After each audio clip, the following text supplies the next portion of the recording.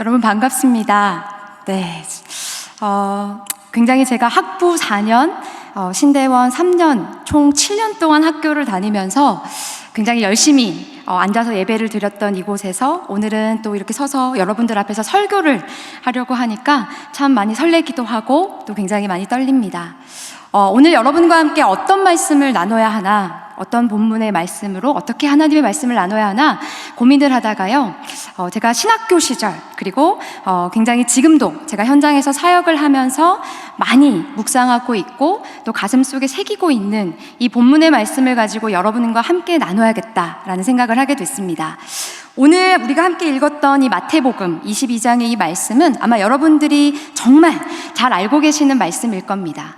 말씀을 다시 한번 잠깐 보자면 한 율법사가 예수님을 시험하기 위해서 질문을 던집니다. 예수님, 이 세상에서, 아니 이 율법 중에서 가장 크고 첫째 되는 계명이 무엇입니까? 라고 질문했을 때 예수님께서는 이렇게 대답을 하십니다. 한번 다시 저희가 37절 한번 같이 봤으면 좋겠는데요, 같이 한번 읽어보도록 하겠습니다. 37절입니다. 시작. 예수께서 이르시되 내 마음을 다하고 목숨을 다하고 뜻을 다하여 주 너의 하나님을 사랑하라 하셨으니. 네, 이게 가장 크고 첫째 되는 계명이고, 둘째 되는 계명은 제가 읽겠습니다. 내 이웃을 내 자신같이 사랑하라. 저는 이 말씀을 처음 읽었을 때 굉장히 감격스러웠습니다. 그렇지, 맞아. 우리가 하나님의 말씀대로 우리가 이 율법, 이 말씀을 볼 때 가장 기억해야 되는 건 하나님을 사랑하는 거야, 그리고 이웃을 사랑하는 거야 라고 생각하면서 신학교 시절에도, 그리고 제가 신학교에 들어오기 전에 처음에 하나님을 인격적으로 만났을 때에도 굉장히 뜨거운 마음을 가지고 이 말씀을 읽었습니다. 근데 제가 목사 안수를 받고 또 교회 그리고 기관에서 제가 사역을 하면서 조금 이제 하나님을 알고 안다고 자부하고, 제가 이 말씀을 본문을 가지고 여러 번 설교를 하고 그러고 나서 다시 이 본문을 봤을 때 제 안에 들었던 생각은 뭐였냐면, 첫 번째, 제가 이 말씀을 읽었을 때 그 감격은 사라지고 그냥 왜 예수님은 이렇게 당연한 이야기, 뻔한 이야기를 왜 하셨을까라는 질문을 던지게 됐습니다. 여러분 그러지 않습니까?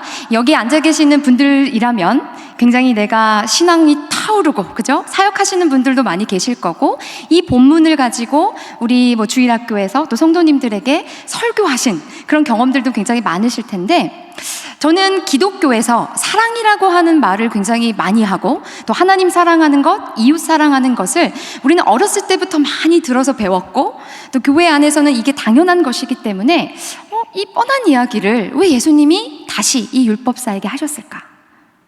저는 이렇게 생각했습니다. 어쩌면 이 당연한 이야기를 우리가 아는 것처럼 이 율법사는 몰랐을까요? 아니요, 저는 알았다고 생각합니다.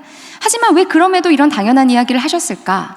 그것은 아마도 이렇게 우리가 당연한 이 율법에 대한 하나님 사랑하고 이웃 사랑하는 이 당연한 이야기를 머리로는 알고 있고 우리가 고백은 하지만 진짜로 이 당연한 이야기를 당연하게 살아내지 않는 그런 우리들에게 우리를 돌아볼 수 있는 그런 말씀을 주신 건 아닌가라는 생각을 하게 됐습니다.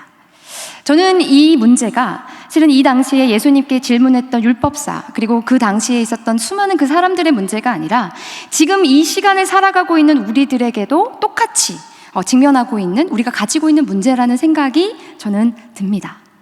그래서 저는 오늘 여러분한테 한번 질문을 던지고 싶습니다. 우리가 그럼 어떻게 살아야 될까요?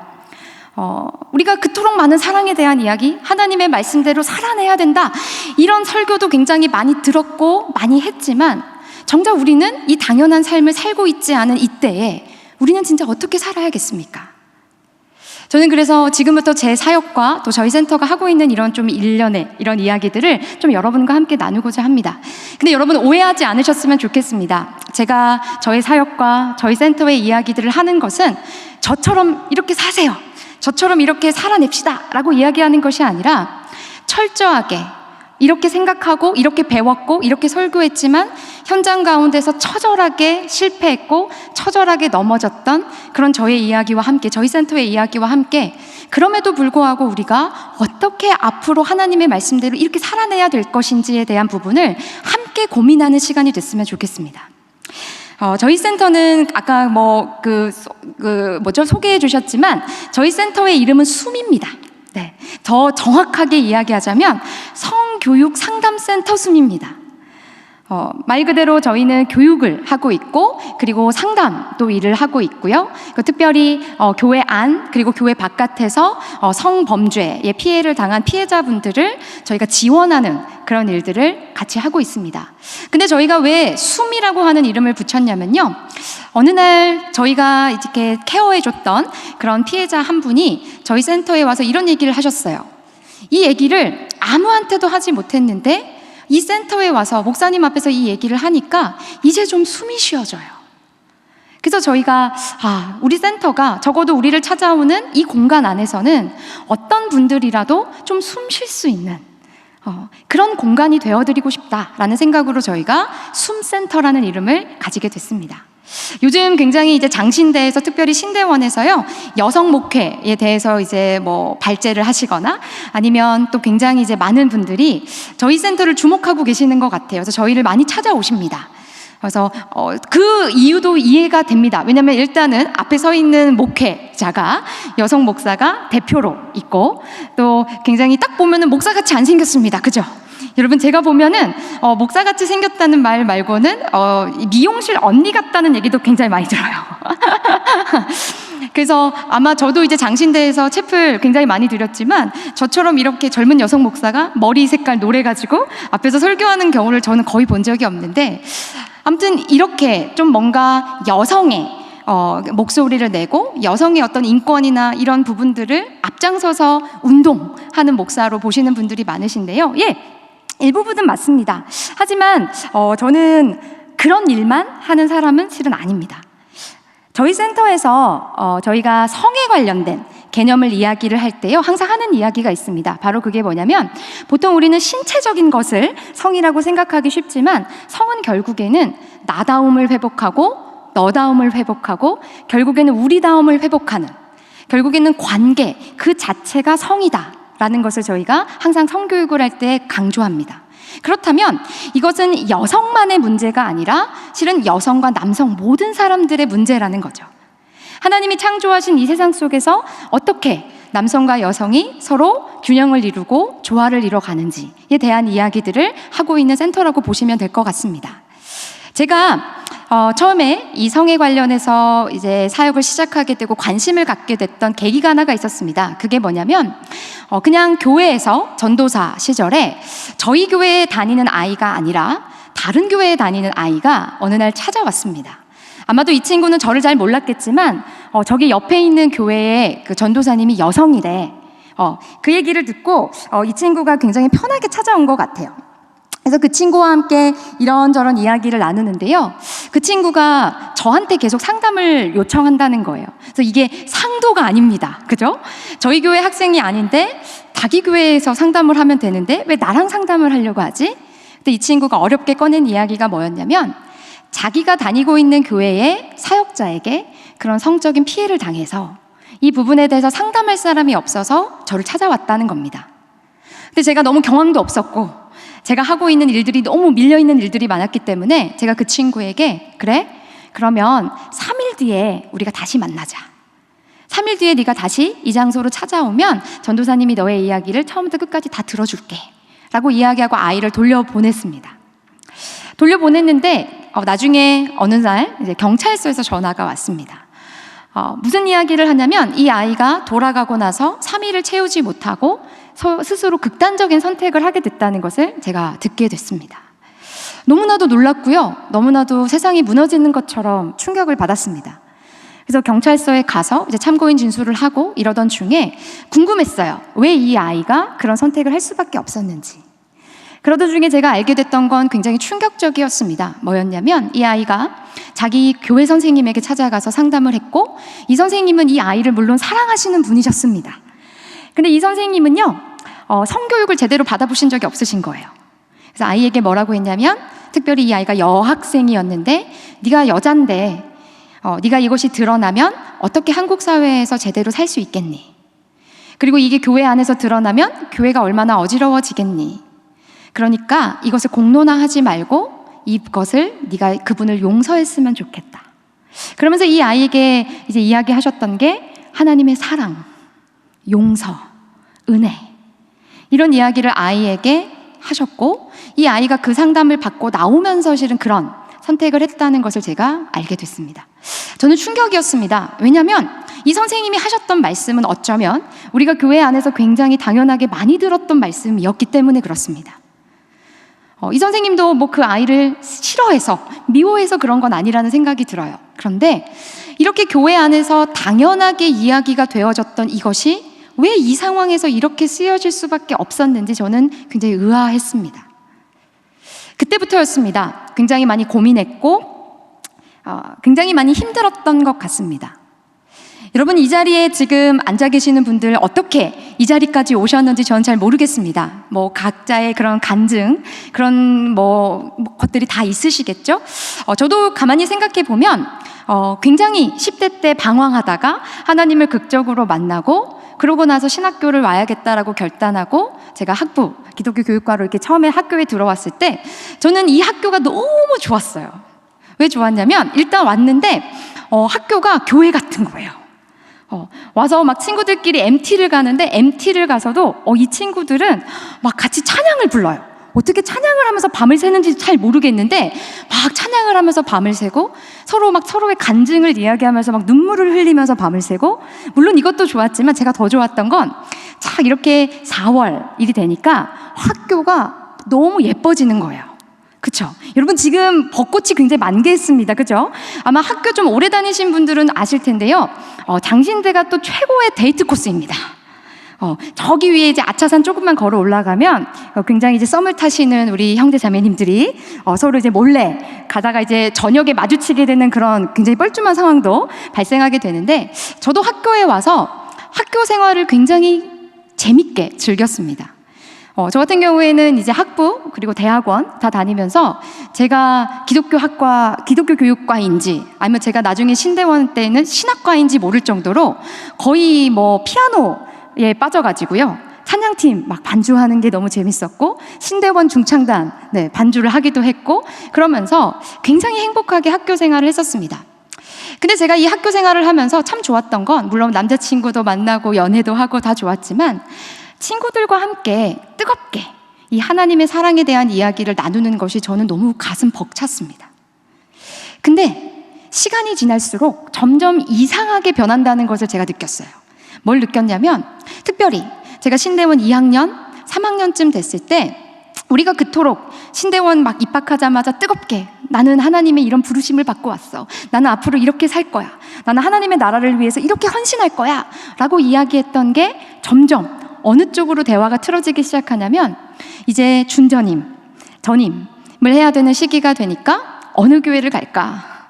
이 교회는 이렇게 해준대. 저 교회는 저런 혜택이 있대. 물론 제가 이것 자체가 의미 없다라고 말씀을 드리는 것은 아니지만, 점차 우리의 대화가, 그리고 우리가 당연하다고 생각했던 그 목회자의 길이 조금씩 변해간다는 것을 제가 느꼈습니다. 참 서글펐습니다. 학교가 전부라고 생각했고, 저는 학교 안에서 가장 안정감을 누렸던 사람인데, 점점 이렇게 변해가는 그런 모습들을 보면서 과연 정말 하나님께서 말씀하셨던 하나님을 사랑하고 이웃을 사랑하는 이 사역의 방향성, 이 삶의 방향성을 내가 목회자로서 어떻게 더 살아낼 수 있을지를 고민하다가 교회 사역을 하던 것을 내려놓고 학교로 들어갔습니다. 조금 더 아이들을 만나고 싶었고, 조금 더 세상을 경험해보고 싶었거든요. 그래서 대안학교에서도 학생들을 가르쳤었고, 그리고 기독교 사립학교에 들어가서, 물론 기독교 사립학교긴 하지만 안 믿는 친구들이 대부분인 그곳에서 하나님을 전하기 시작했고, 그리고 얼마 전에 인천에 있는 한 여자대학교에서 제가 시간 강사로 이렇게 일을 하다가 제 사역, 저의 모든 인생과 사역을 뒤바꾸는 한 제자를 만나게 됐습니다. 여러분, 혹시 저를 언론에서 보신 분들이 계실 겁니다. 네, 언론에서 제가 그루밍 교회 안에서 일어났던 그루밍 성범죄 사건을 가지고 저희가 크게 공론화를 했었고, 그 당시에 이제 그루밍이라고 하는 성범죄가 처음으로 한국 사회에 공론화가 됐고, 그것을 때문에 굉장히 이제 많은 언론에도 나갔습니다. 그것이 인연이 되어서 지금은 각종 일반 언론사들과 함께 일을 하면서 엠번방 사건 같은 일반 그런 사건들의 피해자들도 저희가 지원하는 그런 일들을 하고 있는데요. 그루밍이라고 하는 것은 쉽게 얘기해서 가해자가 피해자를 길들여서, 그래서 본인이 피해당했다는 사실조차 인지하지 못한 상태에서 벌어지는 성범죄를 뜻합니다. 저는 처음에 이 제자가 그 사건의 피해자였거든요. 그 제자가 저를 찾아와서 울면서 본인이 자기가 속해 있던 그 교회 목사에게, 그리고 자기 말고도 정말 수십 명의 그런 친구들이 그런 피해를 당했다는 사실을 저에게 털어놓으면서 도와달라고 했을 때 저는 고민할 이유가 없었습니다. 왜냐하면 제가 신학교에 다니면서 제가 들었던, 제가 교수님께 배웠던, 그리고 학교 안에서 제가 하나님을 찐하게 만나면서 제가 알았던 그 복음은 뭐였냐면, 우는 자들과 함께 울어주고 그 힘든 자들에게 손을 내밀어 주는 것이 마땅하다. 저는 그것이 사랑이라고 배웠고 그것이 복음이라는 확신이 있었기 때문에 이 친구를 도와주는 것에 있어서 전혀 그런 두려움이 없었습니다. 그런데 그렇게 결정하고 공론화를 했을 때 저는 당연히 어떤 기대를 했냐면, 모든 사람들이 지지해 줄 거야. 왜냐하면 나는 아주 당연한 일을 하고 있기 때문에. 많은 사람들이 당연하게 지지해 줄 줄 알았는데 그 대가가 너무나도 혹독했습니다. 굉장히 많은 욕설, 협박, 굉장히 많은 오해들에 휩싸였죠. 굉장히 심했을 때에는 어느 날 주일날 새벽에 저희 아들이 다니고 있는 어린이집, 저희 아들의 이름까지 이야기를 하면서 신변의 위협을 가하기도 하고, 근데 저는 가해자 측으로부터 받는 공격은 오히려 예측을 하고 있었기 때문에 전혀 힘들지 않았습니다. 그럴 수 있지. 근데 제가 시간이 지나면서 힘들었던 지점은 어떤 지점이었냐면, 바로 한편이라고 믿었던, 우리가 하나님을 사랑하자, 이웃을 사랑하자라고 같이 이야기를 하고 같이 눈물을 흘리면서 뜨겁게 이야기했던 그 주위의 지인들 그리고 동료들이 저에게 이런 얘기를 할 때였습니다. 어떤 이야기를 하셨냐면, 야 혜민아, 너 그렇게 하면 사람들이 너 안 좋아해. 혜민아, 너 그렇게 하면 교회에서 너를 불러주겠어? 야, 목사는 그렇게 하는 게 아니야. 목사는 그러면 안 돼. 그리고 또 하나, 네가 그런다고 바뀌겠어? 이 얘기를 들었을 때 실은 굉장히 큰 좌절감이 몰려왔습니다. 뭘까? 나는 하나님의, 정말 내가 너무 순진한 걸까? 나는 이게 하나님의 뜻이고 나는 사람들에게 사랑받을 거라고 생각했는데 왜 이렇게 많은 사람들이 나를 등지고 이렇게 떠나가지? 거기에서 실은 목사 안수 받고 나서 얼마 안 됐을 때였는데 굉장히 많은 좌절감이 왔습니다. 물론 굉장히 지금 모습을 보시면 이제 제가 그거를 씩씩하게, 야 그래도 나는 내 갈 길 간다 하면서 갔을 것 같지만, 여러분 그러면 얼마나 좋았겠어요. 근데 저도 사람입니다. 네, 두려웠습니다. 무서웠습니다.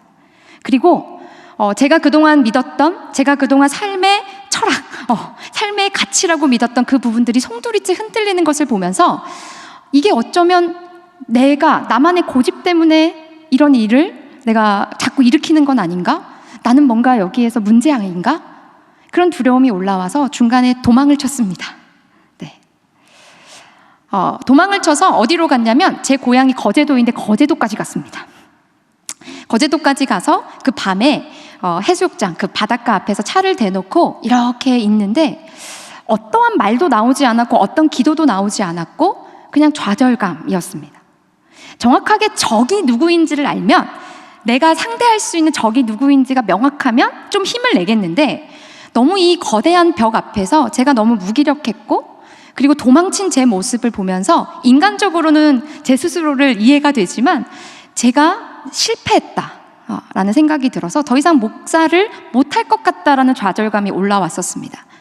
근데 그날 제가 어떤 경험을 했냐면, 다 이야기할 수는 없지만 그 거제도의 조그마한 그 시골에서 그 밤에 혼자서 해수욕장 바닷가 앞에서 차를 세워놓고 엉엉 울고 있는 그 제 모습을 하나님은 보고 계셨다는 것을 제가 알게 됐습니다. 그날 하나님의 그런 깊은 사랑, 뜨거운 사랑, 그것을 제가 경험하고 나서 다시 힘을 내서 서울로 다시 올라왔을 때 제가 들었던 생각은 뭐였냐면, 하나님, 저는 솔직히 못하겠습니다. 근데 하나님이 살아계심을 믿습니다. 그럼 도와주세요. 그래서 저는 그때부터 어떻게 했냐면, 성경을 읽기도 하지만 성경과 함께 신문을 같이 보기 시작했고, 그리고 역사를 공부하기 시작했고, 사회와 문화를 다시 공부하기 시작했습니다. 제가 어떤 계몽이 되어서 그랬던 것이 아니라요, 너무 답답했습니다. 하나님 살아계십니까? 저는 목사이긴 한데, 하나님, 제가 지금 너무 힘들어요. 하나님 정말 살아계십니까? 어떻게 봐서는 발악하는 마음으로 그렇게 공부를 하기 시작했는데, 제가 뭘 알게 됐냐면, 하나님은 교회에 계시는 분이 맞지만 교회에만 계시는 분은 아니구나.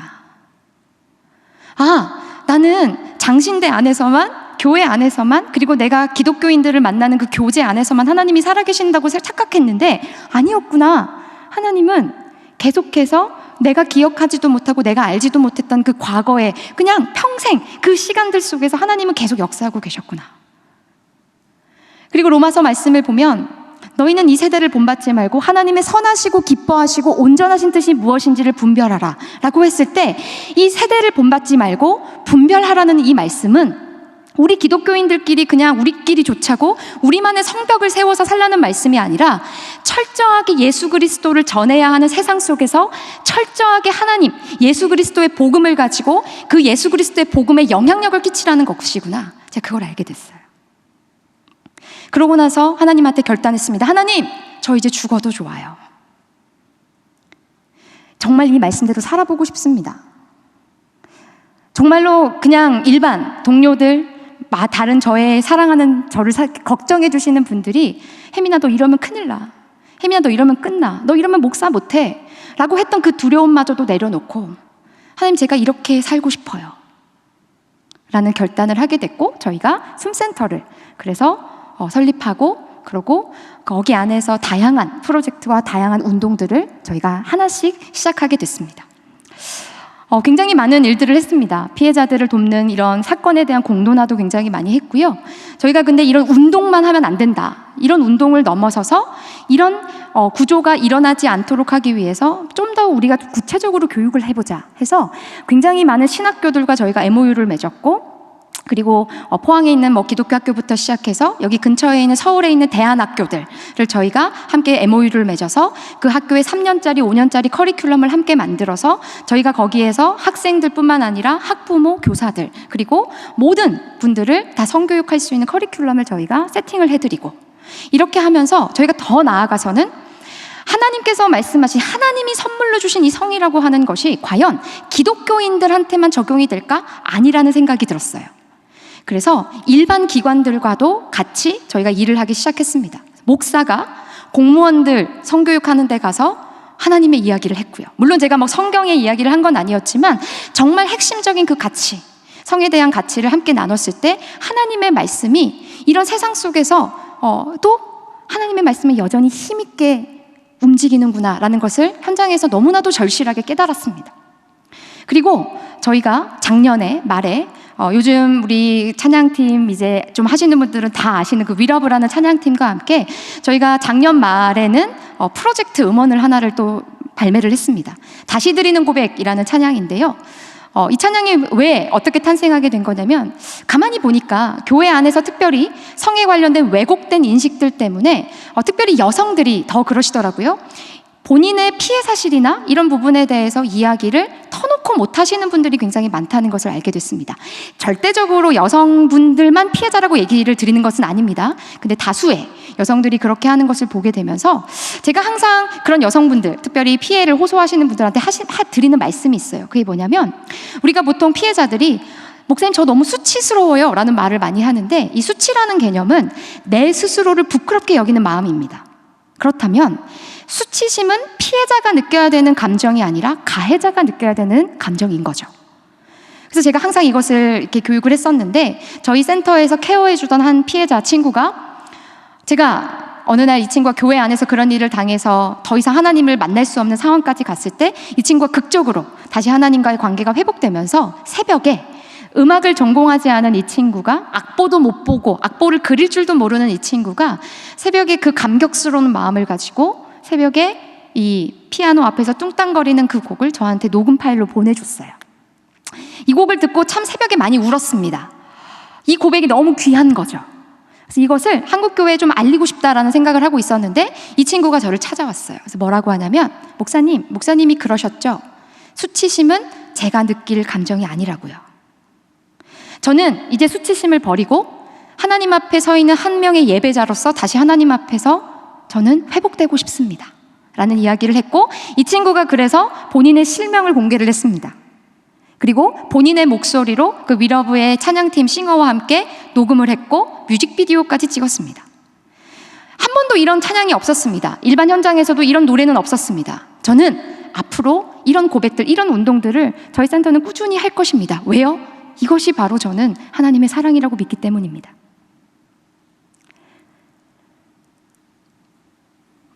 많은 사역자분들이 찾아오십니다.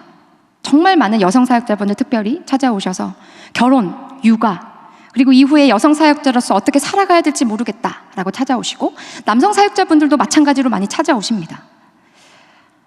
코로나가 오면서 저희 동기 목사님들 중에서도요, 남성 목회자들 중에서도 코로나로 인해서 교회가 어려워서 문을 닫게 되면서 구조조정을 당하셔서 대리운전 하시는 우리 목사님들도 계시고, 우리 특별히 여성 동기 목사님들 중에서는 더 이상 교회 안에서 사역할 수 없는 상황이 되어서 교회를 떠나는 그런 동기들의 소식들도 굉장히 많이 접하고 있습니다. 그때마다 제가 할 수 있는 건, 그런 분들이 오실 때마다 제가 할 수 있는 건 그냥 같이 손을 잡아드리면서 우는 것 말고는 할 수 있는 게 없었습니다. 왜냐하면 저는 제가 이 일을 처음 시작했을 때 저도 굉장히 많은 사역자들에게 도움을 요청하고 조언을 듣고 싶었지만 그런 이야기를 들려줄 수 있는 좋은 어른들이, 실은 좋은 선배님들이 거의 계시지 않았기 때문에, 특별히 여성으로서 굉장히 좌절감이 심했었거든요.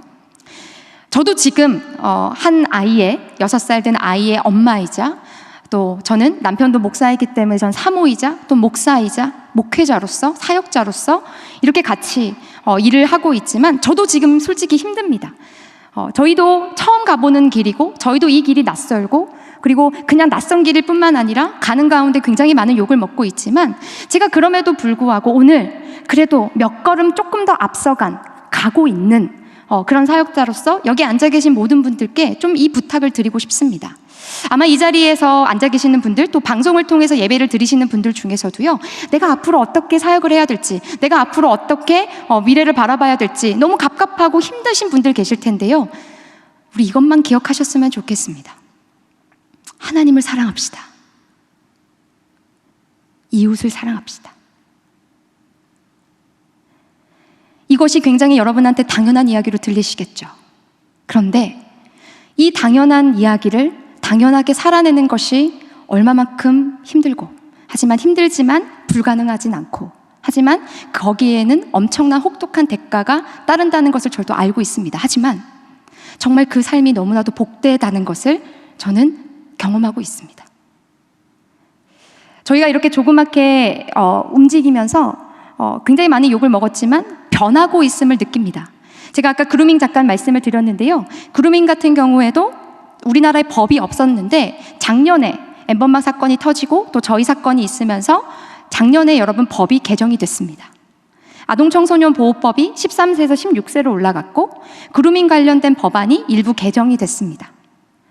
제가 이것을 개정하기 위해서 국회의원님들을 여러 번 만났고 계속 국회를 목사지만 드나들면서 계속했던 이야기는 뭐였냐면, 우리 아이들, 우리 다음 세대들, 우리 사람들의 생명을 살려야 되지 않습니까? 라는 것을 계속해서 설득을 시켰거든요. 변했고, 그리고 굉장히 이틀 전에 어떤 일이 있었냐면, 저희가 계속 공론하고 문제 제기했던 한 교단에서 연락이 왔습니다. 급하게 연락이 와서 목회자의 성윤리, 목회자의 성범죄에 대한 처벌, 이 법을 교단 안에서 제대로 제도화 시킨 것이 없었는데 이것을 이번에 법제화하도록 결정을 했고, 그래서 이 교단에서 저희 센터와 함께 이 교단 법을 함께 만들자는 제의를 해주셨어요. 저는 이걸 보면서 무엇을 느끼냐면 다시 한번 느꼈습니다. 아, 정혜민이 대단해, 숨센터가 대단해가 아니라 정말 하나님이 하시는구나. 정말 많은 욕을 먹고 정말 많이 힘들고 이 길이 외롭지만 하나님이 이렇게 보여주시는구나. 저는 그래서 여러분들에게 다시 한번 부탁드리고 싶습니다. 우리가 어떤 갈등의 상황, 어떤 선택의 상황에 놓였을 때 이것만 기억했으면 좋겠습니다. 이것이 진짜로 내가 하나님을 사랑해서 오는 갈등인가? 이것이 진짜 내가 하나님을 사랑하고 이웃을 사랑하기 위해서 그 삶의 결정 앞에서 내가 오는 갈등인지, 아니면 그냥 내가 잘 먹고 잘 살고 내가 조금 더 유명해지기 위해서 그게 만족스럽지 않으니까 오는 자괴감 때문에 오는 힘듦인지를 우리가 좀 냉철하게, 냉정하게 우리 스스로를 돌아봤으면 좋겠습니다. 지금 굉장히 많은 교회에서 고난주간 많은 십자가를 막 묵상하죠. 저희 아들도 이제 6살 됐는데요. 저희 아들이 항상 요즘 유치부 예배를 이렇게 드리고 오면 항상 저한테 뭐라고 하냐면, 엄마, 예수님이 매일 죽어. 매주 죽어. 예수님 대체 언제 살아나? 예수님 매주마다 죽어. 막 이런 얘기를 해요. 이럴 정도로 지금 고난주간을 맞이해서 모든 부서가, 모든 교회가 십자가의 그 사랑을 묵상하고 있습니다.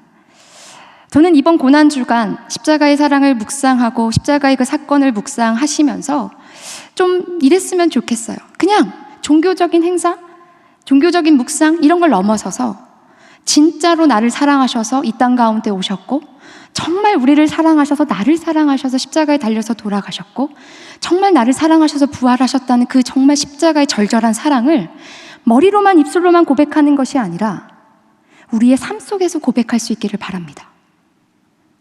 그래서 하나님께서, 예수님께서 그 율법사에게 이야기해 주신 그 가장 첫째 되고 둘째 되는 그 계명의 이야기, 이 당연한 이야기가 당연한 이야기로만 그치는 것이 아니라 우리 삶 가운데 당연하게 열매 맺을 수 있기를 간절히 기도합니다. 기도하겠습니다.